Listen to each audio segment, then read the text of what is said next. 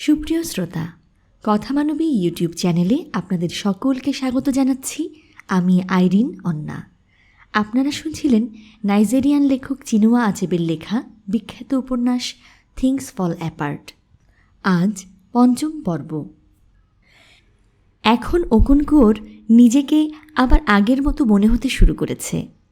মনকে ব্যস্ত রাখার জন্য তার শুধু একটা কিছু কাজ দরকার।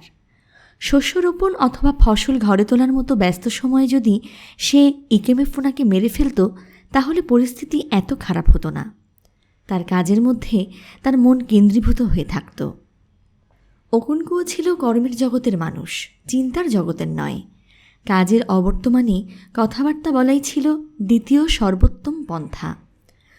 ওফিদু বিদায় নেবার অল্প পরেই ওকনকুয়ো যাবার জন্য তার ছাঁক চর্মের ঝোলা হাতে তুলে নিয়ে বলল, আমাকে বাড়ি ফিরতে হবে। বিকেলের তাড়ির জন্য আমার তাল গাছগুলোতে টোকা দিতে হবে।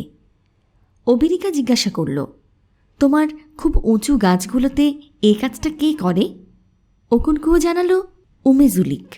অবিরিকা বলল, আমার মাঝে মাঝে মনে হয় আমি ওজো খেতাবটা না নিলেই ভালো হতো। এই ছেলে ছোকরারা ট্যাপ করার নামে যেভাবে তাল গাছগুলো মেরে ফেলছে, সেটা দেখে আমি ভীষণ কষ্ট পাই। ওকনকুয়ো তার সঙ্গে একমত হয়। তুমি ঠিকই বলেছ, কিন্তু দেশের আইন তো মানতেই হবে। অবিরিকা বলল, এ আইন আমাদের এখানে কি করে এলো আমি জানি না। অনেক গোত্রে খেতাবধারীর জন্য তাল গাছে ওঠা নিষিদ্ধ নয়। এখানে আমাদের নিয়ম হলো, সে উঁচু তাল গাছে উঠতে পারবে না, তবে মাটিতে দাঁড়িয়ে বেটে গাছে টোকা দিতে পারবে। সেসব গাছ ট্যাপ করায় তার কোনো বাধা নেই। এটা হলো ডিমারা গানার মতো। তার নিজের জন্য কুকুর নিষিদ্ধ বলে সে কুকুরের মাংস কাটায়। তার নিজের জন্য কুকুর নিষিদ্ধ বলে সে কুকুরের মাংস কাটার জন্য তার ছুরি ধার দেবে না, তবে সে কাজে তার দাঁত ব্যবহার করতে সে রাজি আছে। ওকনকুয়ো বলল, আমাদের গোত্রে ওজো খেতাবকে যে উচ্চ মর্যাদা দেওয়া হয়, এটা একটা ভালো জিনিস। অন্যান্য অনেক গোত্রে ওজোকে এত নিম্নমানের গণ্য করা হয় যে প্রত্যেক ভিক্ষুক পর্যন্ত সেটা গ্রহণ করে। অবিরিকা বলল, আমি ঠাট্টা করেছি। আরামে এবং অনিন্তা গোত্রে এই খেতাবের মূল্য 2 কড়িরও কম। সবাই সেখানে তাদের পায়ের গোড়ালিতে খেতাবের সুতাটা বেঁধে রাখে। সে চুরি করলেও তার খেতাব খোয়া যায় না। ওকনকুয়ো বিদায় নেবার জন্য উঠে দাঁড়াতে দাঁড়াতে বলল, ওরা যথার্থই ওজোর নামকে কলঙ্কিত করেছে। অবিরিকা বলল, আমার কুটুমদের আসার আর বেশি দেরি নাই। ওকনকুয়ো আকাশে সূর্যের অবস্থান লক্ষ্য করে বলল, আমি শীঘ্রই ফিরে আসব। ওকনকুয়ো ফিরে এসে অবিরিকার ঘরে 7 জন মানুষকে দেখতে পেল। তাদের মধ্যে ছিল পানিপ্রার্থী যুবক, বয়স বছর 25-এর মতো, আর তার সঙ্গে ছিল তার বাবা এবং কাকা। অবিরিকার পক্ষে ছিল তার বড় 2 ভাই এবং তার 16 বছর বয়সের ছেলে মাদুকা। অবিরিকা তার ছেলেকে উদ্দেশ্য করে বলল, আকুয়েকের মাকে বলো আমাদের জন্য যেন কিছু কোলাবাদাম পাঠিয়ে দেয়। মাদুকা বিদ্যুৎ গতিতে প্রাঙ্গণের দিকে অদৃশ্য হয়ে যায়। সঙ্গে সঙ্গে মাদুকাকে ঘিরে আলাপ শুরু হয়। সকলেই বলে যে ওই ছেলে খুরের মতো ধারালো। অবিরিকা প্রশ্রয় দেবার সুরে বলল, আমার মাঝে মাঝে মনে হয় অতিরিক্ত ধারালো।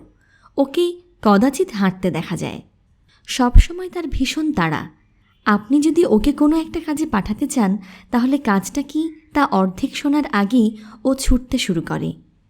অবিরিকার বড় ভাই বলল, তুমি নিজেও ঠিক ওই রকম ছিলে। আমাদের একটা প্রবাদ আছে, মা গরু যখন হাঁস চিবোয় তখন বাচ্চাগুলো তার মুখ লক্ষ্য করে। মাদুকা তোমার মুখ ভালো করে লক্ষ্য করেছে। ওর কথার মধ্যখানে মাদুকা তার বইমাত্রেয় বোন আকুয়েকে নিয়ে ঘরে ঢুকল। বোনের হাতে একটা কাঠের থালাতে সাজানো ছিল 3টি কোলাবাদাম এবং কিছু ঝাল লঙ্কা।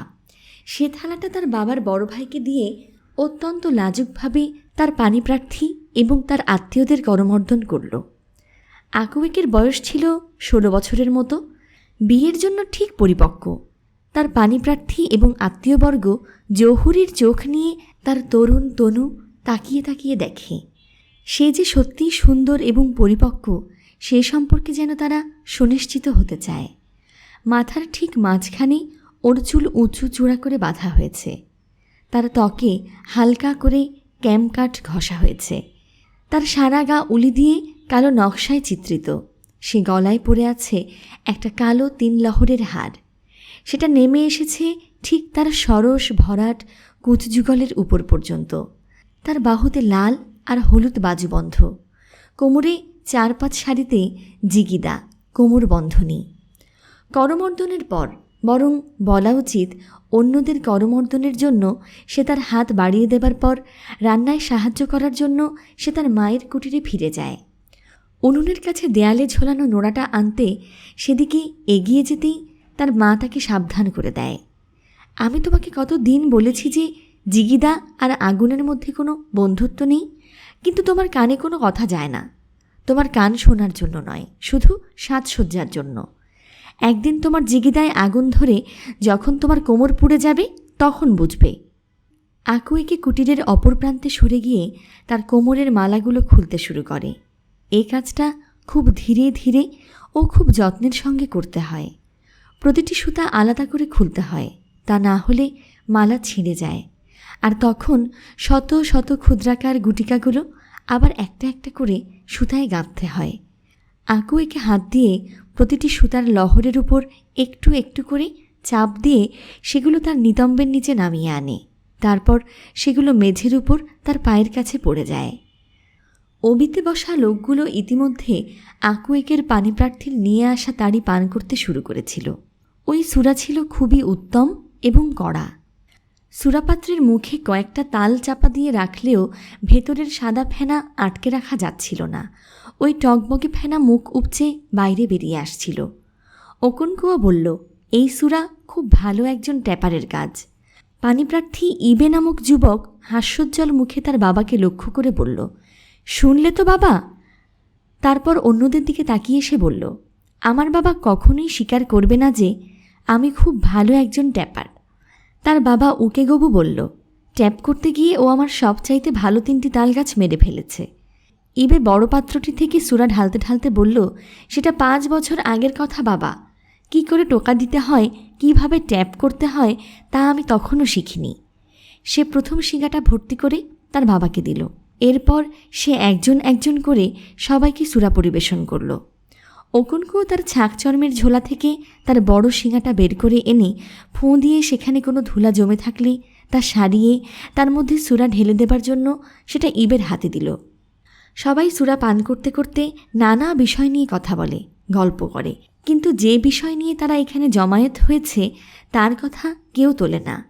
সুরাপাত্রটি নিঃশেষ হয়ে যাবার পরই শুধু পানিপ্রার্থীর পিতা তার গলা ঝেড়ে তাদের এখানে আগমনের উদ্দেশ্য খুলে বলল। অবিরিকা তখন তার হাতে ঝাঁটার একটা ছোট বান্ডিল দিল। উকেগবু গুনে জিজ্ঞাসা করল, 30? অবিরিকা মাথা হেলিয়ে সায় দিল। উগেগবু বলল, এবার তাহলে আমরা পাকাপাকি একটা দিকে এগোচ্ছি। সে তার ভাই আর ছেলের দিকে তাকিয়ে বলল, চলো আমরা বাইরে গিয়ে নিজেদের মধ্যে একটু কথা বলি। 3 জন উঠে বাইরে চলে যায়। ফিরে আসার পর উকেগবু ঝাঁটার শলার বান্ডিলটা অবিরিকার হাতে ফেরত দেয়। অবিরিকা গুনে দেখল এখন সেখানে 30-এর জায়গায় আছে মাত্র 15টা শলা। সে বান্ডিলটা তার বড় ভাই মাচির হাতে দেয়। মাচিও শলাগুলো গুনে বলল, আমরা 30-এর নিচে নামার কথা ভাবিনি, কিন্তু কুকুর যেমন বলেছে, আমি যদি তোমার জন্য পড়ে যাই তাহলে তুমিও আমার জন্য পড়ে যাবে। এটা একটা খেলা। বিয়ের ব্যাপারটা হওয়া উচিত একটা খেলা, যুদ্ধ নয়। তাই আমরা আবার একটুখানি পড়ে যাচ্ছি। সেই 15টি শলার সঙ্গে 10টি শলা যোগ করে বান্ডিলটা উকেগবুর হাতে দিল। এইভাবে অবশেষে আকুয়েকের যৌতুকের মূল্য নির্ধারিত হল 20 বস্তা কড়ি। উভয় পক্ষ ঐক্যমত্যে পৌঁছতে সন্ধ্যা হয়ে যায়। অবিরিকা তার ছেলে মাদুকাকে লক্ষ্য করে বলল, আকুয়েকের মাকে গিয়ে বলো যে আমরা আমাদের কথাবার্তা শেষ করেছি। প্রায় সঙ্গে সঙ্গে আকুয়েকের মা ফু ফু ভর্তি একটা বড় গামলা নিয়ে ঘরে ঢোকে। তার পেছন পেছন সুপের পাত্র নিয়ে ঢোকে অবিরিকার দ্বিতীয় স্ত্রী। আর তারপর দেখা যায় মাদুকাকে। সে নিয়ে আসে তালের সুরার পাত্র। পুরুষ মানুষরা খেতে খেতে ও সুরা পান করতে করতে তাদের প্রতিবেশীদের রীতিনীতি ও আচার প্রথাসমূহ নিয়ে আলাপ করে। অবিরিকা বলল, আজ সকালেই আমি আর ওকনকুও আবামে আর অনিন্তদের সম্পর্কে আলাপ করছিলাম।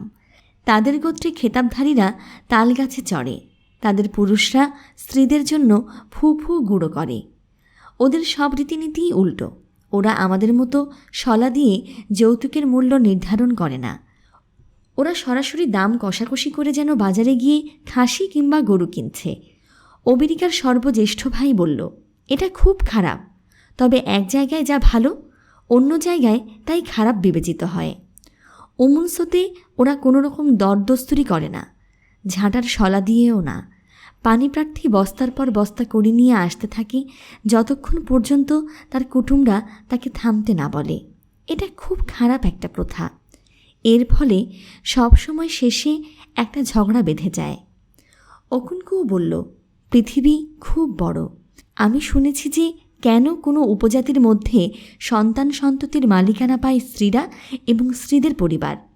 মাচি বলল, এ তো হতে পারে না। এ কথার অর্থ হল সন্তান বানাবার সময় মেয়ে শোবে পুরুষের ওপর। অবিরিকা বলল, এটা হলো শ্বেতাঙ্গদের সেই গল্পের মতো। ওরা নাকি এই চকখড়ির মতো সাদা। সে একখণ্ড চক তুলে ধরে। সবার অবিতেই এরকম চক সংরক্ষিত থাকে। কোলা বাদাম খাবার আগে অতিথিরা এই খড়ি দিয়ে মেঝেতে দাগ কাটে। অবিরিকা আরও বলল, ওই শ্বেতাঙ্গদের পায়ে নাকি বুড়ো আঙুল নেই। মাচি জিজ্ঞাসা করল, আপনি ওদের এখনও দেখেননি? অবিরিকা জিজ্ঞাসা করল, আপনি দেখেছেন? মাচি জানালো, ওদের একজন প্রায়ই এখান দিয়ে যাতায়াত করে। ওর নাম আমাদি। যারা আমাদিকে চিনত তারা হেসে ওঠে। সে ছিল কুষ্ঠরোগী, আর কুষ্ঠরোগের ভদ্র নাম ছিল সাদা চামড়া। 3 রাতের মধ্যে এই প্রথম অকুনকুয়োর ঘুম হয়। মাঝরাতে একবার তার ঘুম ভেঙে যায়। তখন কোনো রকম অস্বস্তি বোধ না করে সে বিগত 3 দিনের ঘটনাবলী স্মরণ করে। সে একটু অবাক হয়ে ভাবে, কেন সে অস্বস্তি বোধ করেছিল? একটা লোক দিনের বেলায় যেমন অবাক হয়ে ভাবে, কেন রাতের ওই স্বপ্নকে ভয়ঙ্কর মনে হয়েছিল? তার নিজেকে সেই রকম মনে হলো। সে তার শরীর টান টান করল। হাঁটুতে যে জায়গায় একটা মশা কামড়েছিল সে জায়গায় একটা চাপড় দিল। আর একটা মশা তার কানের কাছে গুনগুন করছিল। সে তার কানের উপর একটা চড় কষালো। ভাবল, মশাটাকে মারতে পেরেছে। মশারা কেন সবসময় কানের উপর হামলা করে? তার মা তার শিশু বয়সের সময় এ সম্পর্কে একটা গল্প বলেছিল। তবে মেয়েদের সব গল্পের মতো সেটাও ছিল নিছক ছেলেমানুষী গল্প। মা বলেছিল, মশা কানের কাছে প্রস্তাব করে, কান যেন তাকে বিয়ে করে। মশার কথা শুনে কান হেসে মাটিতে গড়িয়ে পড়ে। শ্রীমতী কান মশাকে জিজ্ঞাসা করল, তুমি আর কতদিন বাঁচবে বলে তোমার মনে হয়? এখনই তো তোমাকে একটা কঙ্কালের মতো দেখাচ্ছে। মশা খুব অপমানিত বোধ করে চলে যায় এবং এরপর থেকে যতবারই সে কানের পাশ দিয়ে যায় ততবারই সে কানকে বলে যে এখনও সে বেঁচে আছে। অকুনকুয়ো পাশ ফিরে আবার ঘুমিয়ে পড়ল। সকালবেলা তার দরজার ধাক্কার শব্দে তার ঘুম ভেঙে যায়। সে ক্রুদ্ধ গলায় গর্জে উঠল, কে? সে জানে এটা নিশ্চয়ই ইকুয়েফি। তার 3 স্ত্রীর মধ্যে একমাত্র ইকুয়েফিরই তার দরজায় এভাবে ধাক্কা দেবার সাহস আছে। ইকুয়েফির গলা শোনা গেল, ইজিনমা মরে যাচ্ছে। তার জীবনের সকল ট্র্যাজেডি ও দুঃখ বেদনায় পূর্ণ ছিল ওই শব্দ 3টি। অকুনকুয়ো এক লাফে শয্যা ত্যাগ করে দরজার হুড়কা খুলে ছুটে ইকুয়েফির কুটিরে গেল। ইজিনমার মা একটা বড় আগুনের কুণ্ড বানিয়েছে। সারা রাত সে ওটা প্রজ্বলিত রেখেছে, আর ইজিনমা ওই অগ্নিকুণ্ডের পাশে একটা মাদুরে শুয়ে হি হি করে কাঁপছে। অকুনকুয়ো বলল, এটা আইবার আক্রমণ। আইবার ঔষধ তৈরি করতে হয় এক জাতীয় গাছের ছাল, পাতা আর ঘাস দিয়ে। অকুনকুয়ো সেসব সংগ্রহের জন্য তার কুঠার হাতে নিয়ে ঝোপ জঙ্গলের দিকে দ্রুত ছুটে গেল। ইকুয়েফি হাঁটু মুড়ে তার রোগাক্রান্ত সন্তানের পাশে বসে থাকে। মাঝে মাঝে হাত দিয়ে মেয়ের ভেজা আগুনের মতো গরম কপালে হাত বুলায়। ইজিনমা ছিল তার একমাত্র সন্তান, তার মায়ের সমস্ত জগতের কেন্দ্রবিন্দু। মা কি রাঁধবে বেশিরভাগ সময় ইজিনমাই সেটা ঠিক করে দিত। ছোটদের কদাচিৎ ডিম খেতে দেওয়া হতো।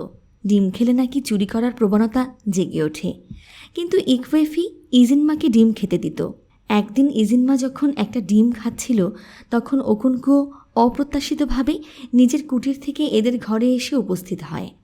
সে অত্যন্ত ক্রুদ্ধ হয়ে ইকুয়েফিকে কঠোর ভাষায় সাবধান করে বলে দিল যে এরপর যদি সে আর একদিন তার মেয়েকে ডিম খেতে দেয় তখন সে ইকওয়েফিকে ভীষণ প্রহার করবে। কিন্তু ইকওয়েফির পক্ষে ইজিনমার কোনো অনুরোধ উপেক্ষা করা ছিল অসম্ভব। বাবার তিরস্কারের পর ডিমের প্রতি তার আগ্রহ যেন আরও বেড়ে যায়। তখন লুকিয়ে লুকিয়ে ডিম খাওয়া তার জন্য বিশেষ উপভোগ্য হয়ে ওঠে। ওর মা এই সময় তাকে শোবার ঘরে নিয়ে গিয়ে দরজা বন্ধ করে দিত। ইজিনমা অন্য ছেলে মেয়েদের মতো তার মাকে ননি ডাকত না। তার বাবা এবং অন্য বড়রা তাকে যেমনভাবে নাম ধরে ইকওয়েফি ডাকত, সে ওইভাবে মাকে ডাকত। তাদের দুজনের সম্পর্ক মা মেয়ের চাইতে বেশি ছিল। অনেকখানি সমপর্যায়ের বন্ধুর মতো ছিল তাদের সম্পর্ক। শোবার ঘরে বসে ডিম খাওয়ার মতো ষড়যন্ত্রের মধ্য দিয়ে ওই সম্পর্ক আরও জোরালো হয়। ইকওয়েফি জীবনে অনেক দুঃখ কষ্ট ভোগ করেছে। সে 10টি সন্তানের জন্ম দিয়েছে। তাদের মধ্যে 9 জনই শিশু অবস্থাতে মৃত্যুবরণ করেছে, সাধারণত 3 বছর বয়স হবার আগেই। সে একের পর সন্তানকে কবর দিয়েছে, আর তার দুঃখ ও বেদনা প্রথমে হতাশায় এবং পরে নির্মম প্রতিবাদহীন আত্মসমর্পণে পরিণত হয়েছে। সন্তানের জন্মদান, যা একটি নারীর সর্বোচ্চ গৌরবের ব্যাপার হওয়ার কথা, ইকওয়েফির জন্য হয়ে ওঠে প্রতিশ্রুতিহীন একটা নিছক শারীরিক যন্ত্রণার বিষয়ে। 3 হাট দিবসের পর শিশুর নামকরণ একটা শূন্য গর্ভ আনুষ্ঠানিকতায় পরিণত হয়। তার ক্রমবর্ধমান হতাশা ওই সব নামকরণের মধ্য দিয়ে মূর্ত হয়। একটি সন্তানের করুণ নাম দেওয়া হয় অনুম্বিকো, মৃত্যু, আমি তোমাকে মিনতি করছি। কিন্তু মৃত্যু তাতে কর্ণপাত করে না। 15 মাস বয়সের সময় অনুম্বিকো মারা যায়। পরের সন্তান হলো একটি মেয়ে, ওজুইমিনা। আবার যেন না ঘটে, মেয়েটি মারা গেল তার 11 মাস বয়সে। তারপর আরও 2 সন্তান আসে এবং মৃত্যুবরণ করে। স্পর্ধা এবং অবজ্ঞায় পূর্ণ হয়ে ইকওয়েফি এবার এই সন্তানের নামকরণ করল অনুউমা। মৃত্যু তার যা খুশি তাই করতে পারে, মৃত্যু তাই করে। ইকওয়েফির দ্বিতীয় সন্তানের মৃত্যুর পর ওকনকুয়ো গোলমালটা কোথায় জানার জন্য এক বৈদ্যের কাছে গিয়েছিল। বৈদ্য আফা দৈববাণীর ভবিষ্যৎবক্তাও ছিল। সে তাকে জানায় যে ওই সন্তান ছিল ওকবানজে, সেই সব দুষ্টু ছেলে মেয়েদের একজন যারা তাদের মৃত্যুর পর পুনর্জন্ম গ্রহণের জন্য তাদের জননীর গর্ভে গিয়ে প্রবেশ করে। বৈদ্য বলে, তোমার স্ত্রী আবার গর্ভবতী হলে তাকে তার নিজের ঘরে ঘুমাতে দিও না, তাকে তার মা বাবার বাড়িতে পাঠিয়ে দিও। তাহলে সে তার দুষ্ট যন্ত্রণাদাতার হাত থেকে সুকৌশলে পালাতে পারবে এবং জীবন ও মৃত্যুর অশুভ চক্রটি ভাঙতে সক্ষম হবে। ইকওয়েফি সে নির্দেশ পালন করে। গর্ভসঞ্চার হতেই সে তার মায়ের কাছে থাকার জন্য অন্য এক গ্রামে চলে যায়। সেখানে জন্মগ্রহণ করে তার 3য় সন্তান। 8 দিনের দিন তার খতনা হয়। নামকরণ অনুষ্ঠানের যখন 3 দিন বাকি, তখন সে ওকনকুয়োর ওখানে ফিরে আসে। ছেলেটির নামকরণ করা হয় অনুম্বিকো। মৃত্যুর পর অনুম্বিকোকে প্রথাসম্মতভাবে কবর দেওয়া হয়। ওকনকুয়ো সেই সময় আরেকজন বৈদ্য ডেকে এনেছিল। ওকবানজে ছেলে মেয়েদের সম্পর্কে তার প্রভূত জ্ঞানের জন্য সে ছিল বিখ্যাত। ওকাকবুয়ে ইউয়ান ওয়া নামের ওই বৈদ্য ছিল আকর্ষণীয় দেহসৌষ্ঠবের অধিকারী। দীর্ঘদেহী, ঘন শুষ্ঠমণ্ডিত মুখ, কেশহীন মাথা, হালকা গায়ের রং, চোখ দুটি লাল, অগ্নিবর্ষী। কেউ পরামর্শ নিতে আসলে সে আগন্তুকের কথা শুনতে শুনতে নিজের দাঁত কিড়মির করত। সে মৃত শিশুটি সম্পর্কে ওকনকুয়োকে কয়েকটি প্রশ্ন করেছিল। যেসব প্রতিবেশী ও আত্মীয়বর্গ শিশুটির মৃত্যুতে শোক প্রকাশের জন্য এসেছিল, তারা সবাই বৈদ্য ওকাকবুয়ের চারপাশে এসে জড়ো হয়েছিল। ওকাকবুয়ে জানতে চায় কোন হাট দিবসে ও জন্মেছিল। ওকনকুয়ো বলল, ওই। আর মারা গেছে আজ সকালে? ওকনকুয়ো বলল, হ্যাঁ। আর তখনই সবাই প্রথমবারের মতো উপলব্ধি করল যে শিশুটি যে হাট দিবসে জন্মগ্রহণ করেছিল সেই হাট দিবসে মৃত্যুবরণ করেছে। প্রতিবেশী ও আত্মীয়বর্গও যোগাযোগটি লক্ষ্য করে এবং বলে যে এটা বিশেষ তাৎপর্যপূর্ণ। বৈদ্য এবার প্রশ্ন করল, তোমার স্ত্রীর সঙ্গে তুমি কোথায় রাত্রি যাপন করো? তোমার অবিতে নাকি ওর ঘরে? ওর ঘরে। ভবিষ্যতে তুমি ওকে তোমার অবিতে ডেকে আনবে। বৈদ্য তখন নির্দেশ দেয় যে মৃত শিশুর জন্য কোনো শোক অনুষ্ঠান হবে না। তারপর সে তার বাঁ কাঁধে ঝোলানো ঝাঁকচর্মের ঝোলা থেকে একটা ধারালো খুর বের করে এনে মৃত শিশুর কিছু অঙ্গ কাটতে শুরু করে। তারপর সে শিশুটির পায়ের গোড়ালি ধরে টানতে টানতে তাকে অশুভ অরণ্যই সমাধিস্থ করার জন্য নিয়ে যায়। এই রকম কঠিন আচরণের পর আবার ফিরে আসার আগে সে দুবার চিন্তা করবে, যদি না সে অত্যন্ত বেপরোয়া শিশুদের মতো হয়, যারা তাদের অঙ্গহানির চিহ্ন নিয়ে, যেমন একটা আঙুল কম অথবা বৈদ্য যেখানে তার খুর দিয়ে কেটেছিল সেখানে একটা কালো রেখা ফিরে আসে। উনঅম্বিকর মৃত্যুর সময় ইকুয়েফি অত্যন্ত তিক্ত এক নারীতে পরিণত হয়েছিল। তার স্বামীর প্রথম স্ত্রী ইতিমধ্যে 3টি পুত্র সন্তানের জননী হয়েছে। তারা সবাই বলিষ্ঠ এবং স্বাস্থ্যবান। 2 ছেলের পর তার তৃতীয় ছেলে জন্ম নিলে ওকুনকুও তার জন্য প্রথানুযায়ী একটা ছাগল জবাই করেছিল। ওই স্ত্রীর জন্য ইকুয়েফির মনে শুভেচ্ছা ছাড়া আর কিছুই ছিল না। সে তার নিজের সম্পর্কে এত তিক্ত হয়ে উঠেছিল যে অন্যরা তাদের সৌভাগ্যে যে আনন্দ উল্লাস করে তাতে যোগ দিতে সে সক্ষম হয় না। আর তাই নওয়ির মা যেদিন তার 3 পুত্রের জন্ম উপলক্ষে খাওয়া দাওয়া ও গান বাজনার আয়োজন করে, সেদিন হাস্যোজ্জ্বল ওই মানুষদের মধ্যে একমাত্র ইকুয়েফি মুখ কালো করে ঘুরে বেড়ায়। স্বামীদের স্ত্রীরা এইরকম ক্ষেত্রে যা মনে করে থাকে, ওকুনকুর স্ত্রী নওয়ির মাও তাই মনে করে। সে মনে করে যে ইকুয়েফি পরশ্রী কাতর। কেমন করে সে জানবে যে ইকুয়েফির তিক্ততা অন্যদের দিকে বাহিরে প্রবাহিত হয় না? তা প্রবাহিত হয় ভেতর পানে, তার নিজের আত্মার দিকে। অপরের সৌভাগ্যের জন্য সে তাদের দোষ দেয় না, সে দোষ দেয় তার নিজের অশুভ চিকে, যে চি তাকে কোনো সৌভাগ্যই দান করেনি। অবশেষে ইজিনমা জন্ম নেয়। প্রায়ই রোগে ভুগলেও মনে হয় সে বেঁচে থাকতে দৃঢ় প্রতিজ্ঞ। প্রথমে ইকুয়েফি অন্যদের ক্ষেত্রে কেমন করেছিল তেমনিভাবে নিষ্প্রাণ আত্মসমর্পণের ভঙ্গিতে তাকে গ্রহণ করেছিল। কিন্তু যখন সে তার 4র্থ, 5ম এবং 6ষ্ঠ বছর পর্যন্ত বেঁচে থাকে, তখন তার মায়ের হৃদয়ে আবার স্নেহ, মমতা, ভালোবাসা ফিরে আসে, আবার সেই সঙ্গে দুশ্চিন্তাও। সে মেয়েকে দুধ খাইয়ে এবং অন্যান্য যত্ন নিয়ে সুস্বাস্থ্যের অধিকারী করার জন্য মন প্রাণ ঢেলে দেয়। সে এর জন্য পুরস্কৃতও হয়। মাঝে মাঝে ইজিনমার মধ্যে উজ্জ্বল স্বাস্থ্যের লক্ষণ ফুটে ওঠে। তখন সে তাজা তাড়ির মতো টকবক করে ফুটতে থাকে। ওই সব সময়ে তাকে সর্ববিপদমুক্ত বলে মনে হয়, কিন্তু তারপরে হঠাৎ তার শরীর আবার খারাপ হয়ে যায়। সবাই জানে যে এটাই ওকবানজে শিশুদের বিশেষ প্রকৃতি, আর ইজিনমা যে একটি ওকবানজে তাও ছিল সকলের জানা। কিন্তু সে এতদিন বেঁচে থাকার কারণে অনেকে মনে করে যে এবার সে থাকার সিদ্ধান্ত নিয়েছে। এই জাতীয় শিশুরা অনেক সময় জন্মমৃত্যুর ক্রমাগত অশুভ বৃত্তে ধৃত হয়ে ক্লান্ত হয়ে পড়ত এবং তাদের মায়ের প্রতি করুণাবশত থেকে যাবার সিদ্ধান্ত নিত। ইকুয়েফির অন্তরের অন্তঃস্থলেই গভীর বিশ্বাস জন্ম নিয়েছিল যে ইজিনমা থাকার জন্য এসেছে। ইকুয়েফি এটা বিশ্বাস করে, কারণ একমাত্র এই বিশ্বাসই তার জীবনের মধ্যে একটা অর্থ এনে দেয়। আর এই বিশ্বাস আরও দৃঢ় হয় যখন বছরখানেক আগে এক বৈদ্য ইজিনমার ইউয়া তার বিশেষ পাথরটি খুঁজে পেয়ে খুঁড়ে বের করে আনে। তখন সকলেই বুঝতে পারে ইজিনমা বাঁচবে, কারণ ওকবানজের জগতের সঙ্গে তার বন্ধন এবার ছিন্ন হয়ে গেছে। কিন্তু মেয়ের জন্য ইকুয়েফির দুশ্চিন্তা ছিল এতই গভীর ও প্রবল যে সে তার মন থেকে সকল ভয় পুরোপুরি দূর করতে পারে না। আর যদিও সে বিশ্বাস করে যে মাটির ভেতর থেকে খুঁড়ে বের করা ইউইওয়াটি অকপট ও নির্ভেজাল, তবুও একটা আশঙ্কা সে উড়িয়ে দিতে পারে না। মাঝে মাঝে অত্যন্ত দুষ্টু ও অশুভ শিশুরা মানুষকে ভুল পথে পরিচালিত করে তাদের দিয়ে আপাত দৃষ্টিতে যথার্থ কিন্তু প্রকৃতপক্ষে কপট ও মিথ্যা পাথর খুঁড়ে বের করে আনে। কিন্তু ইজিনমার ইউইওয়াকে খাঁটি বলেই মনে হয়েছিল।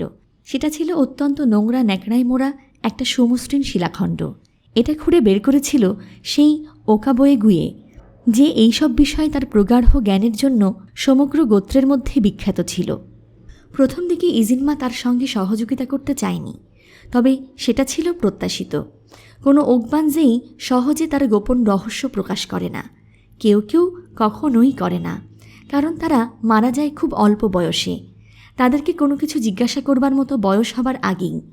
ইজিনমা পাল্টা প্রশ্ন করে, কোথায় তুমি তোমার ইউয়া কবর দিয়েছিলে?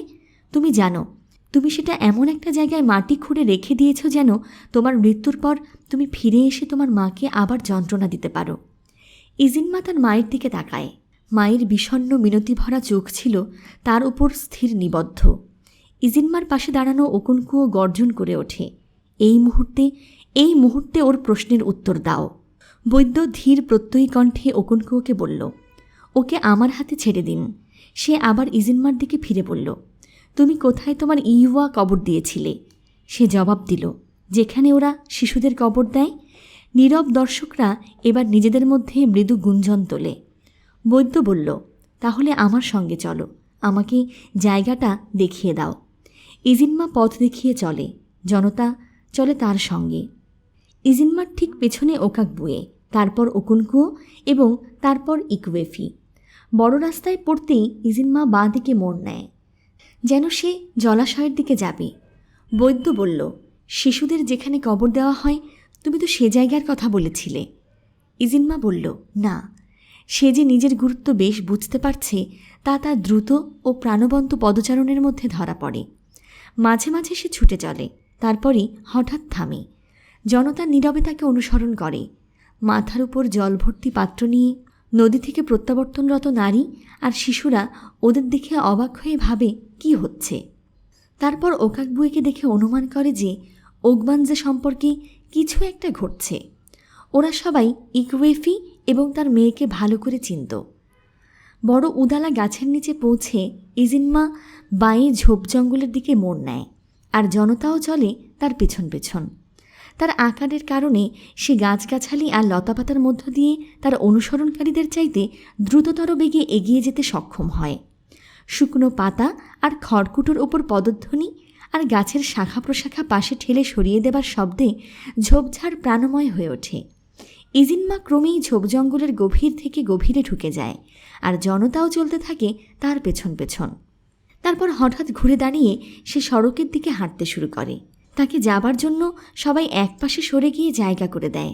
তারপর আবার সারি বেঁধে একজনের পর একজন তাকে অনুসরণ করে।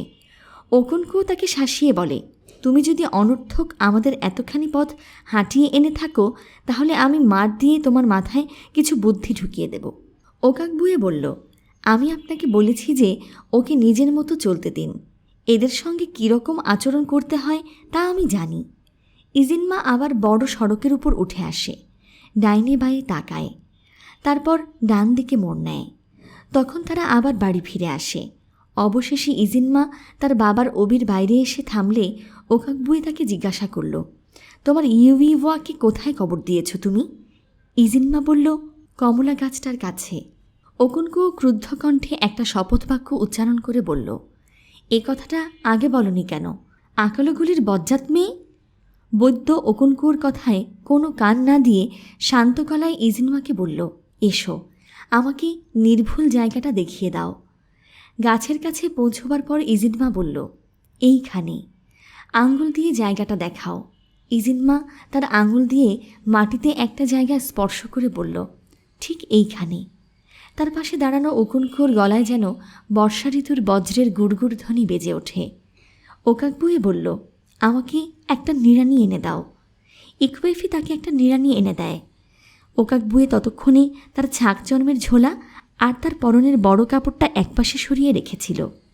এখনও তার পরনে একটা আন্ডারওয়্যার, একটা লম্বা সরু কাপড়ের টুকরা সে বেল্টের মতো করে তার কোমরে জড়িয়ে রেখেছে। তারপর সেটা তার দুই পায়ের মধ্য দিয়ে এনে পেছন দিকে বেল্টের সঙ্গে বেঁধে দিয়েছে। ইজিনমার দেখানো জায়গায় সে সঙ্গে সঙ্গে একটা গর্ত খুঁড়তে শুরু করে।